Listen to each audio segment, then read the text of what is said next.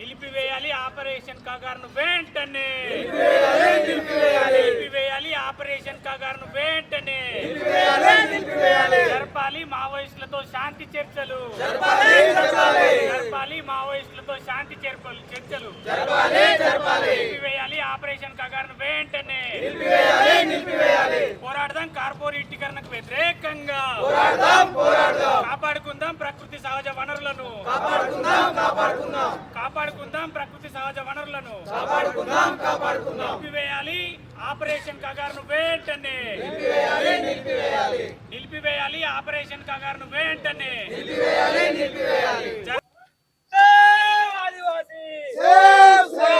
Operation కాగారుకు వ్యతిరేకంగా.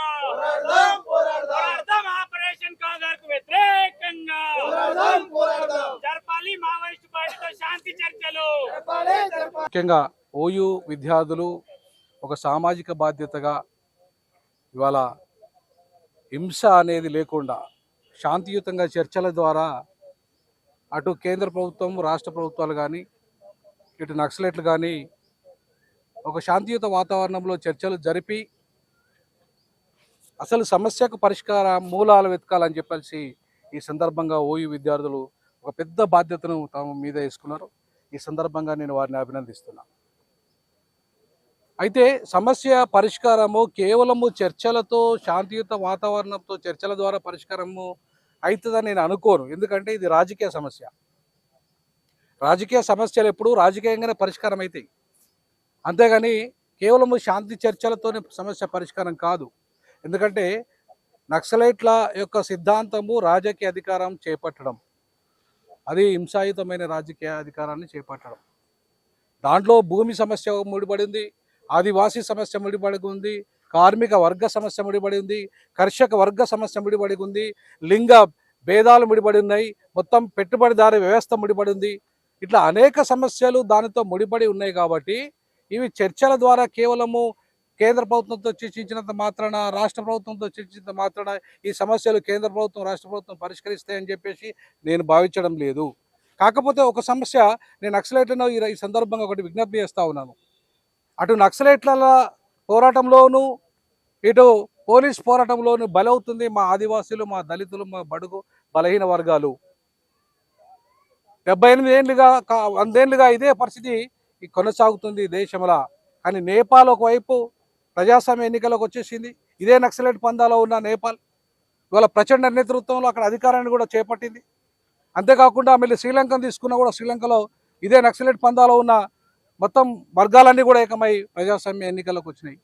అలాగే మొత్తం మీరు లాటిన్ అమెరికా తీసుకోండి, లాటిన్ అమెరికా దేశాలలో అన్నిట్లలో కూడా దాదాపుగా నక్సలైట్ పందాలో ఉన్న వాళ్ళంతా ఎన్నికల వైపు వచ్చారు.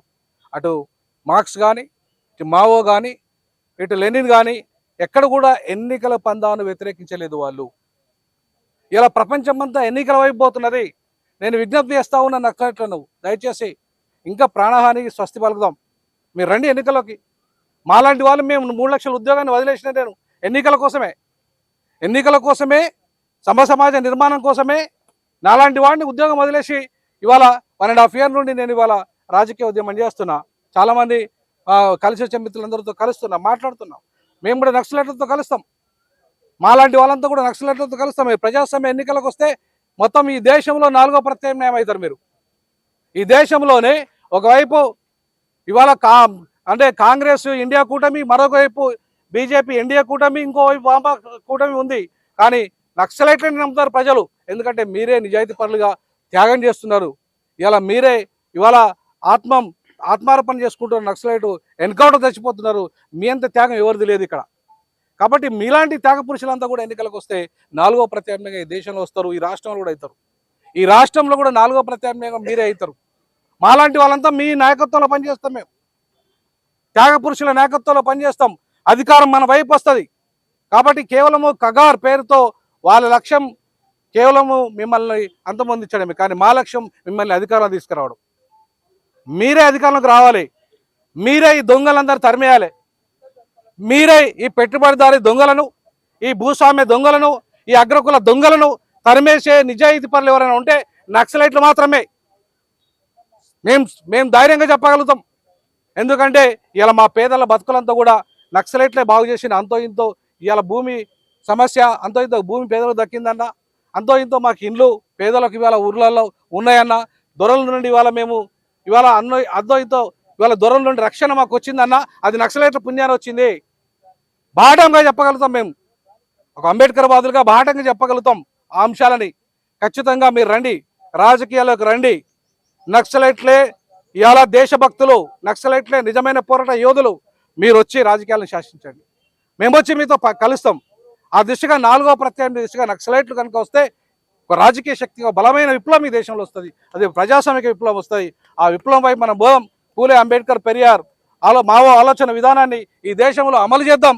ఆ దిశగా నక్సలైట్లకు నేను పిలిపిస్తున్నా, బహిరంగంగా కూడా వేడుకుంటున్నా, ఇక హింసను మానేద్దాం, హింసను మానేద్దాం. తుపాకీ కొట్టడం ద్వారా కాదు, తుపాకీ కొట్టడం ద్వారా రాజకీయ అధికారం రాదు. ప్రపంచమంతా కూడా ఇవాళ ఓటు అనే ఆయుధం ద్వారా మాత్రమే రాజకీయం అనేది వస్తుంది, రక్తపాత రహితం ద్వారా ఓటు విప్లవం ద్వారా వస్తుందని చెప్పేసి ప్రపంచమంతా పోతున్న క్రమంలో మిమ్మల్ని విజ్ఞప్తి చేస్తా ఉన్నాను.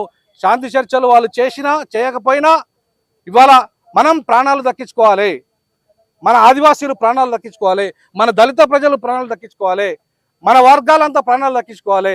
బయటకు వచ్చి ఇవాళ రాజకీయ ప్రజాస్వామ్య పందాల్లో మీరంతా ఎన్నికల వైపు పోవాలని, ఖచ్చితంగా ఆ దిశగా అడుగులు వేయాలని మాలాంటి వాళ్ళంతా కూడా ఎదురు చూస్తున్నాం మీలాంటి వాళ్ళ నాయకత్వం కోసం అని చెప్పేసి విజ్ఞప్తి చేస్తూ, నాకు ఈ అవకాశం ఇచ్చిన ఓయూ విద్యార్థులకు, ముఖ్యంగా నా బిడ్డలంతా వీళ్ళంతా కూడా బడుగు బలహీన వర్గాల ఆదివాసీ పిల్లలు అయి ఉంటారు మొత్తానికి. ఎందుకంటే మీరు బాధ్యతాయుతంగా నిర్వహించిన ఈ కార్యక్రమానికి నన్ను పిలిచినందుకు మీరు పేరు పేరున జైభీములు తెలియజేస్తా ఉన్నాను. కేంద్ర ప్రభుత్వానికి మావోయిస్టు పార్టీ పదే పదే విజ్ఞప్తి చేస్తూ లేఖలు రాస్తుంది.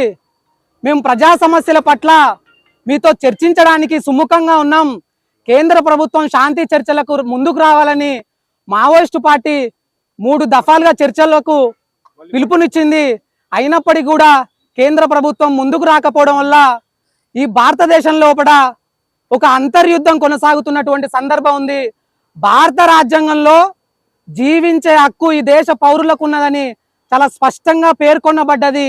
అయినప్పటికీ కేంద్ర ప్రభుత్వం దాన్ని పెడచెవిన పెడుతూ రాజ్యాంగబద్ధమైనటువంటి హక్కును కాలరాసే విధంగా అంతర్యుద్ధం కొనసాగిస్తున్నటువంటి సందర్భం ఉంది. అందుకే బుద్ధిజీవులుగా ప్రజాస్వామిక ఉద్యమాలకు నెలగో ఉన్నటువంటి ఉస్మానియా యూనివర్సిటీ విద్యార్థులుగా మేము కేంద్ర ప్రభుత్వాన్ని, ఛత్తీస్గఢ్ ప్రభుత్వాన్ని, తెలంగాణ ప్రభుత్వాన్ని ఒకటే కోరుతా ఉన్నాం, ఒకటే డిమాండ్ చేస్తా ఉన్నాం. ఈ మారణ హోమం నిలిచిపోవాలంటే ప్రభుత్వాలు మావోయిస్టు పార్టీతో చర్చలకు ముందుకు రావాలని విజ్ఞప్తి చేస్తా ఉన్నాం. అందులో భాగంగానే కార్యక్రమాన్ని తీసుకున్నాం. ఈ కార్యక్రమానికి వచ్చినటువంటి శాంతి కమిటీ ఇలా కన్వీనర్ జస్టిస్ చంద్రకుమార్ సార్ గారికి, జంపన్న గారికి కృతజ్ఞతలు తెలియజేస్తా ఉన్నాం.